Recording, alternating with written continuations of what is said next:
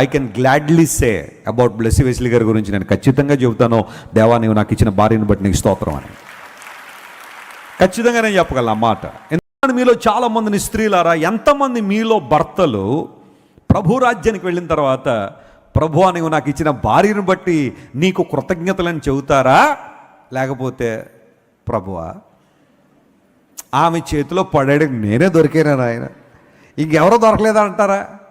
ఎలాంటి సాక్ష్యాన్ని సంపాదించుకుంటావు నువ్వు చెప్పు? నీ భర్త ప్రభువును చూడగానే ఆయన పాదాల మీద పడే, ప్రభువా నేను ఈ లోకయాత్రలో ఇంత అద్భుతంగా ఉండగలిగాను అంటే, నీ నామానికి మహిమకరంగా జీవించగలిగానంటే, నీ సువార్త పనిలో వాడబడగలిగానంటే, కుటుంబాన్ని చాలా చక్కగా నడిపించగలిగానంటే, నీవు నాకు ఇచ్చిన భార్యని బట్టి నీకు స్తోత్రం, నీకు కృతజ్ఞత ప్రభువా అని ఎంతమంది భర్తలు తమ భార్యల గురించి చెప్పగలరు? I can gladly say about Blessy Wesley గారి గురించి నేను ఖచ్చితంగా చెబుతాను, దేవా నీవు నాకు ఇచ్చిన భార్యను బట్టి నీకు స్తోత్రం అని ఖచ్చితంగా నేను చెప్పగలను ఆ మాట. ఎందుకోసం అంటే ఆమె ప్రార్థనా జీవితం కావచ్చు, ప్రభు కోసం నిలబడే విధానం కావచ్చు, ఆమెలో ఉన్న ధైర్యం మామూలు ధైర్యం కాదు, దేవుని కోసం నిలబడే విషయాలు. And I can say lot of things about my mother. నా తల్లి గురించి అయితే నేను ఎన్ని రోజులైనా చెప్పగలను. వారి కష్టాలు, వారి ప్రతికూలతలు, వారి నిందలు దగ్గరగా ఉండి చూసిన కొడుకుని నేను. నా తల్లిదండ్రులు వారు పడుతున్న బాధలు ఇవన్నీ చూసి సేవ చేయకూడదు, ఏదైనా చేస్తే మంచి జాబ్ సంపాదించిన తల్లిదండ్రులకు నేను ప్రైమరీ స్పాన్సర్గా ఉండాలని నిర్ణయించుకున్న కొడుకుని నేను.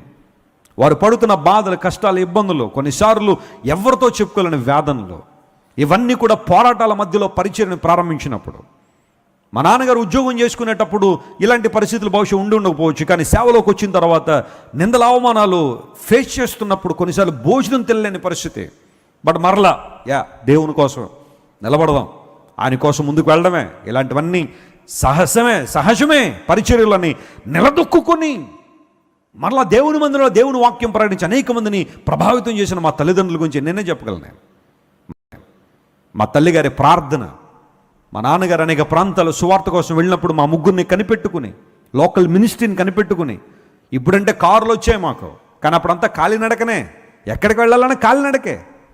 మా తల్లిగారు అనేక ప్రాంతాలు కాలినడకన వెళ్ళి సువార్త ప్రకటించి ప్రతి ఇంటికి అడుగుపెట్టి చేదరించుకున్నా, వద్దన్నా, కాదన్నా, అనేక మంది భయంకరంగా నిందించిన ప్రభు సువార్తను ప్రకటించి ఆత్మలను సంపాదించి అలా కొద్దిమందిగా సంఘాన్ని కట్టి ఈ రోజున ఈ స్థానానికి ప్రభు నడిపించాడు. ఇది ఓవర్ నైట్లో జరిగిన విషయం కాదు, ఒక రాత్రిలో వచ్చిన అభివృద్ధి కాదు. ఒక సంఘం నిర్మాణం చేయబడ్డం అంటే, ఒక సంఘం కట్టబడ్డం అంటే దేవుని ప్రణాళికలో భాగమై దేవుని సేవకుల యొక్క కన్నీరు, వారి ప్రార్థన చాలా గొప్పది. మా తల్లిదండ్రులు ఇద్దరు కూడా మోకాళ్ళ మీద ప్రార్థన. వారి గురించి నాకు గర్వపడే విషయం ఏంటో తెలుసా? వారు మోకాళ్ళు కాయలు గేసి ఉంటాయి. అంతకన్నా బిడ్డలకి గర్వపడే విషయం ఏంటి?